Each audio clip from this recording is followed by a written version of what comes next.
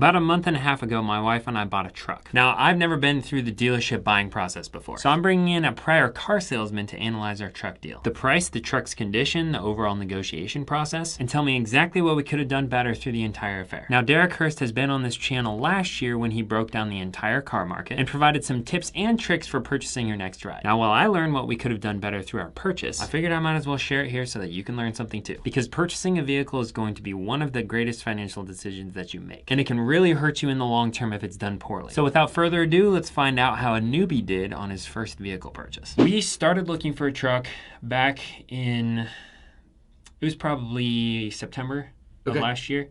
Okay. Looked, I was doing tons of research. I had alerts on all these different vehicles just to get a feel for the vehicle market. That was right when the used car market was dropping like a rock. And so I didn't really want to purchase anything right at the time, because if it kept dropping 1 to 3% every week, then I didn't want to, buy anything too quickly.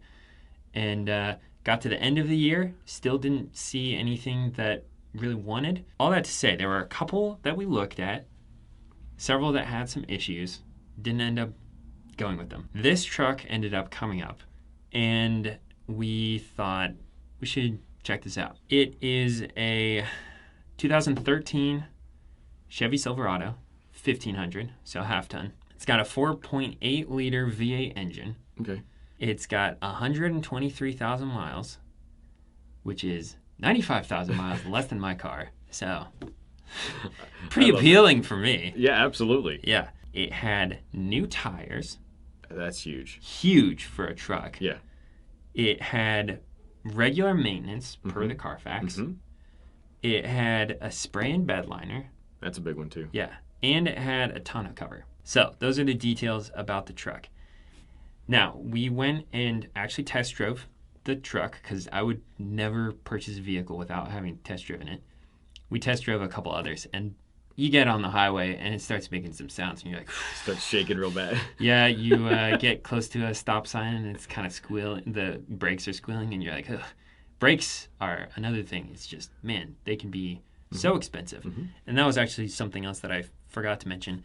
They had done maintenance on the back, on the rear brakes. The front had the rotors and the pads replaced as well, which is another big big thing. That's a good. You know, 2 rotors for my CRV is $100 just for the rotors. So we went to the dealership. We test drove it. And we found out that there were a couple issues. The tire monitoring system light was on, which I found out was because they had installed the actual sensor improperly on one of the tires. Everything was fine with the tires. One of the lights in the back would not turn on. It's a crew cab. Okay. And for the record, the body was pretty clean. There were a couple scuffs here and there, but there wasn't anything that was like major paint damage. And also there wasn't a ton of rust.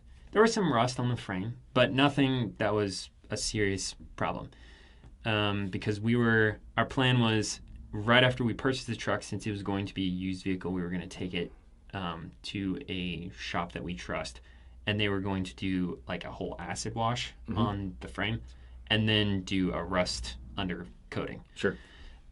So that wasn't that big of a concern for me, but the fenders and everything were great.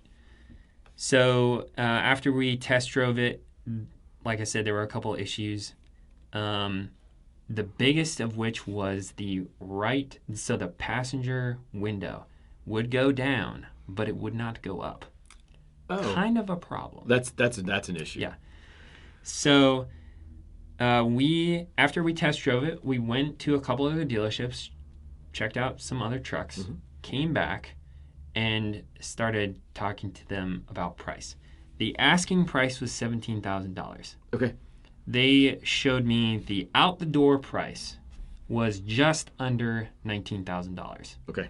So $18,988. So that included a $250 documentation fee.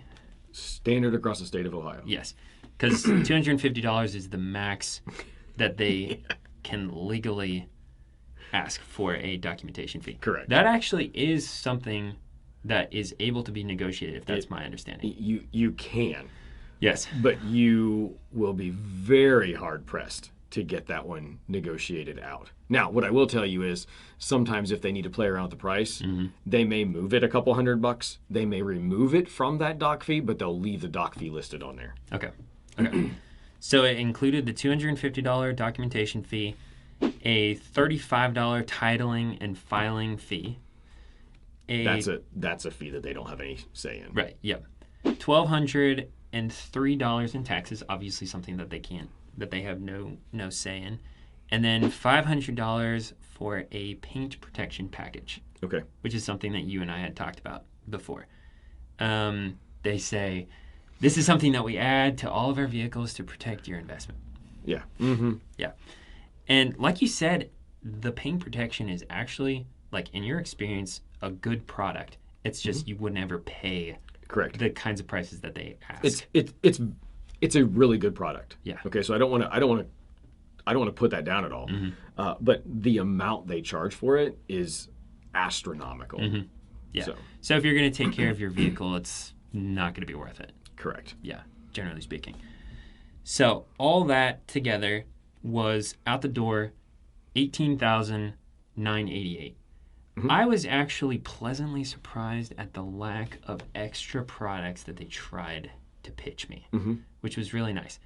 When we got into the finance office, they gave me the menu to look at, but they were like, do you want any of this? And I was like, no. And they're like, okay. And that was the end of it, so it was like, it was nice because it wasn't a ton of headache in terms of like, you need to take this off. So a lot of times they'll do a lot of legwork before they get to you, before the finance director gets to you. So the salesperson will prep them on how the deal went. Yeah. So if you did some negotiating, if you said you had $1 in mind, they know that by the time you get into the finance office, they have no room left. Yeah. Also, the finance department has started to push those numbers less.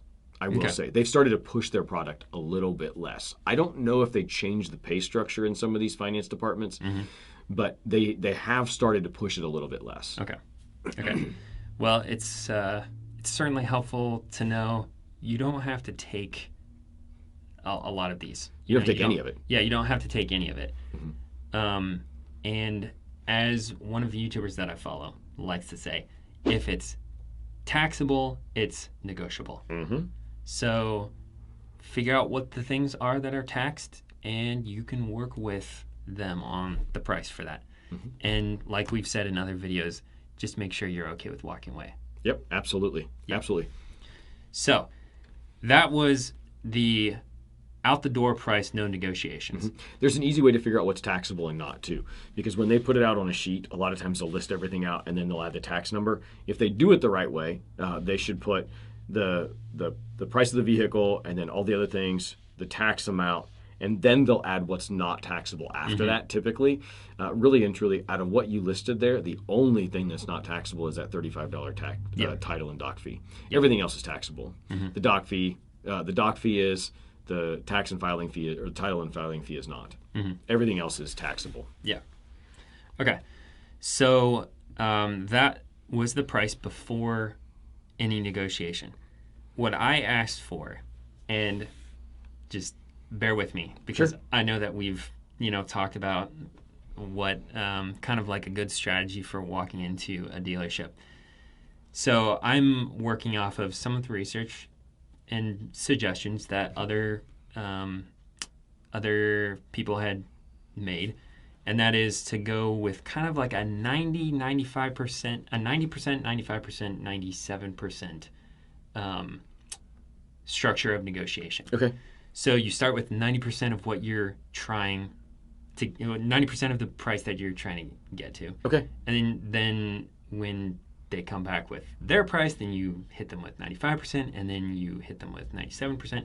That's kind of similar to what one of my favorite books, Never Split the Difference, talks about. Is like you start, lower, you work your way up in smaller increments, and then you give a very specific number that just seems like there's not any room for negotiation on their part. Correct. It helps psychologically. So what we did was I asked for the paint protection to be removed. So that's $500. I asked for them to fix those 3 issues. I asked them to drop the price by 10%. Okay. So to start with that 90% of what I'm looking for. Ultimately, I wanted to get out of there $18,000 or less out the door. Okay. Cash. Okay.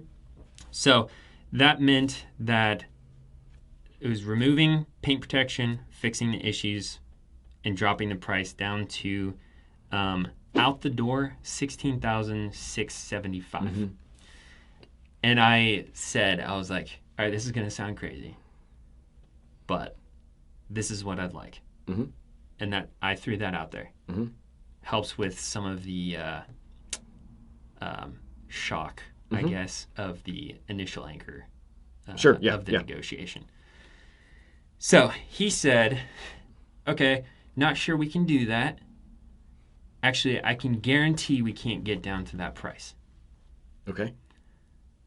But I'm going to go back to talk to my manager, and we'll see what we can do. I also don't think that we're going to be able to get all 3 issues fixed, especially if you're looking for that low of a price drop or that great of a price drop. Sure. Which was honestly something that I was expecting. Sure. So he asked me what were the things that I really cared about fixing. I'm thinking probably don't need the rear light to be fixed. It's not that big of a deal. Also, don't really need the tire monitoring system. It's annoying to have it up, but it's whatever. When we get new tires, we'll get it fixed then. Sure. And I can check the tires and I can do a visual inspection all the time. So absolutely. Not that big of a deal. The window is a big deal. It's a big deal.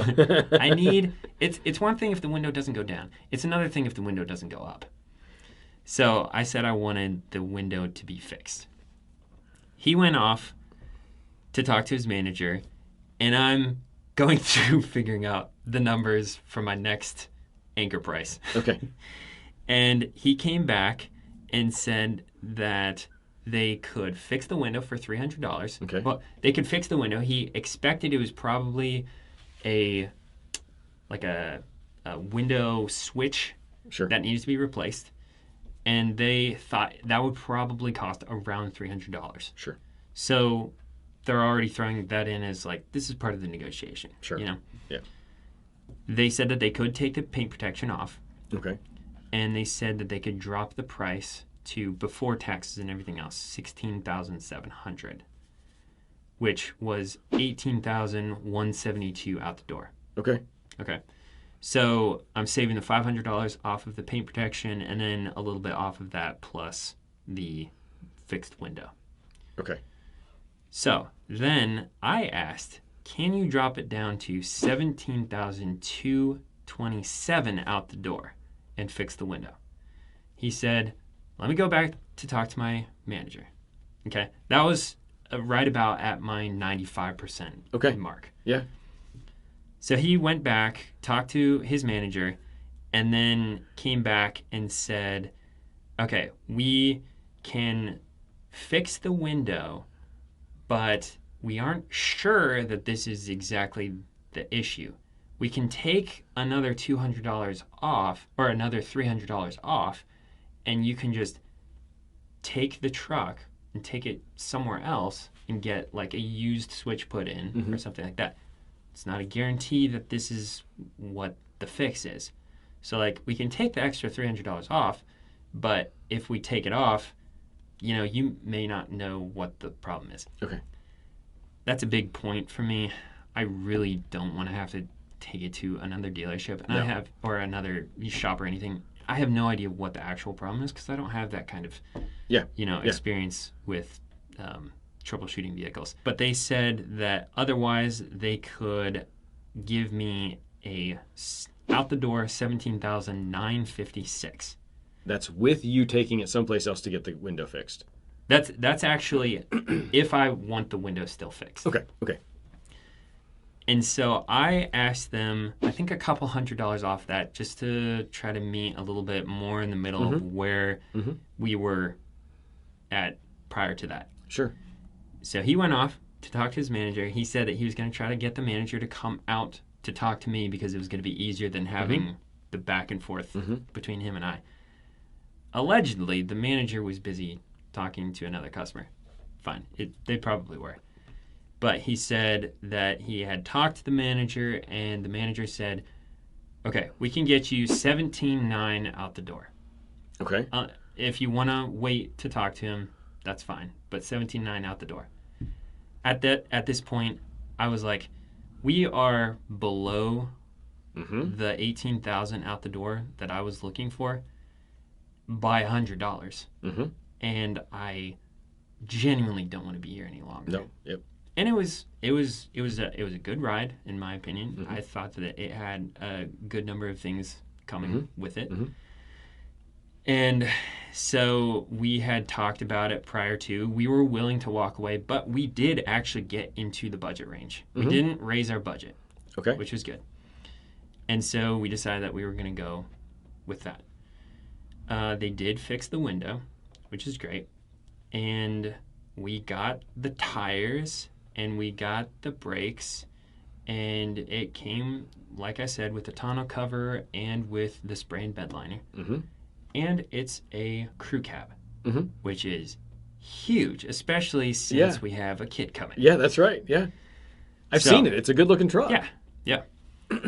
So all that to say, what do you think? Now, if you're liking this video, then please give it a like, because you know who would appreciate it?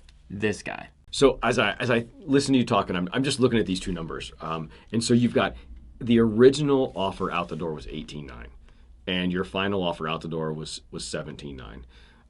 That's a pretty good negotiating point. I mean, you did a pretty good job on a car that's like this. This price point, you don't have a ton of extra room in there. I would have liked to have seen them get you a little bit lower in this. But it depends how long you were there. And, you know, the 3 trips back, this is another thing that I do sometimes. It's like they'll walk away and come back. And I tell them, when they come back, you come back with my best number, not yours, mine. And because their best number is the one that was on the sticker, right? Right. My best number is you get as close to my number as you can. And we're not going to play this dog and pony show. Like, this is it. And so you get one shot with me. And if they come back again, you know, after the second run, I would have probably said, I would like to just talk to the manager. Okay. At that point, because I don't want to play the he said, she said game, the telephone game, everything gets messed up in the middle kind of deal. But all in all, this is a good deal. Like, this is something you should be proud of, right? For one, it gets you in your range, right? For two, it's not just a penny inside your range. I will tell you, there's a little secret. The number 8 is a round number. It's a soft number.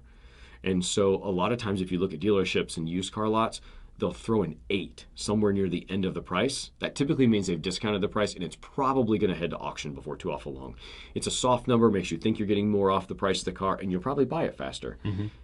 It also works when you're making an offer to buy one. Okay. I did this when we bought my son's car. I threw an 8 at the end. And it was like a totally random number. It wasn't like 18,000. It was, you know, I'm just going to use your prices here. It's like 17,688. That's a really, really specific number. Yeah, I know it is. And that's what I have. And I can write you the check right now. Otherwise, we're going to have to just walk away. Yeah. And that's kind of where I was. But this is a good deal. I don't want to negate this at all, because I think you did a really good job in having your process, having your parameters, being willing to walk away. And you would have walked away had this number been $300 more. Right? I mean, and I think that's kind of what it is. And you had that mindset going in. So I think it's a great deal. And I think you guys can learn a lot as you look at that whole, 90, 95, 97. I've never used that before. Yeah. It's probably worth looking at. I typically don't negotiate when I'm in person. Yeah. Because I don't have to. I know the people in the dealerships enough now that I just call up and be like, look, dude, this is what I want. This is what I'm paying. If you can't do it, that's fine. I'll go someplace else. And they know that I will go someplace else. But this is a good deal. Okay. Yeah. Great. Is there anything else in terms of like process that I could have done differently? Well, you said you would have liked to have seen me get maybe a little bit lower. Yeah.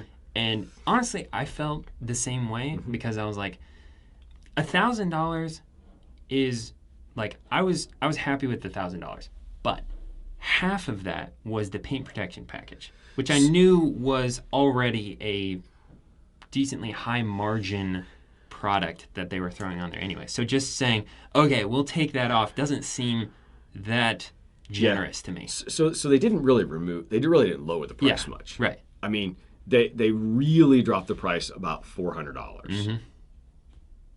And the rest of it was they took off a paint protection that they were just going to overcharge you for anyway. Yep. That was going to be almost purely profit for them. I mean, I know base cost on that is whatever base cost is not really their base cost. Yeah. Because they buy it in bulk. So it's not like they buy it in these little vials and then it's like $300 for this vial for your truck. Yeah. It's they buy it in bulk. And so there isn't like a base cost. They have a base cost based on the size of your vehicle. Yep. And so that said, you know, they didn't really move a lot on price, but you were able to get rid of the things that didn't need to be there, right? And I think that's part of the negotiating process, realizing that I may not get $1,000 off the price of the car, but I'm going to lose $500 of excess that they were going to throw in there. So I think don't be upset about the deal. Yeah. You know, as you go into it next time, you know, once you get another 200,000 miles on the CRV, and you get to that near 500,000 mile mark, you can buy your second car, right? Yeah. And that's when, if you don't know already, he likes to put miles on vehicles, right? He likes to drive them till they don't drive anymore, which is awesome. Yeah. So do that, and then use that tool when you go in the next time and push a little bit harder for your dollar. Okay. Is there anything else that you think would be beneficial for someone to know in terms of the details of going in and purchasing a vehicle from a dealership? The process is pretty simple, and it's actually really straightforward. It's know your car, know your budget, know when to walk away. And then the only other thing in here is don't assume the worst from the dealer. Yeah. Because, you know, the $250 dock fee, that guy sitting across the desk from you, the female sitting there selling you the car, whoever it is, they don't have a say in a lot of this. When they say they're going to go talk to their manager, I mean, depending on the dealership, they may have some wiggle room built in. Yeah. But the manager typically is the one who has the authority to sign and write deals. And so he probably did go talk to the manager 3 times. The manager should have probably stepped out sooner. But, I mean, outside of that, just be kind, because they're just doing their job. Yeah. And that was one other thing that I was going to say is I told Bailey several times going into car dealerships, it feels like you're going into a war zone. Yep. Just because it's like you're on high alert. You're ready for someone to throw out a ridiculous offer and try to make it seem like they're doing you a service, you know? And that's how I went into this. Yeah. But I also went into it knowing that you have to be gracious, you have to speak kindly, and you have to make sure that you're not, you know, like you said, these are people that are also trying to just make a living. So just be calm. You know, everything's going to be okay. And it was. Absolutely. It was okay. Yeah, it went fine. Yeah. I think this is a good structure of a deal. I think the way you handled it went well. And just kind of know your parameters, know your boundaries, and just proceed slowly, and you'll be fine. Okay, great. Thank you so much. Absolutely. To help you make the right vehicle decision financially, we've got some more content coming out soon. So watch this video about our breakdown of the car market last year, and when the next vehicle market update comes out, it'll be right here.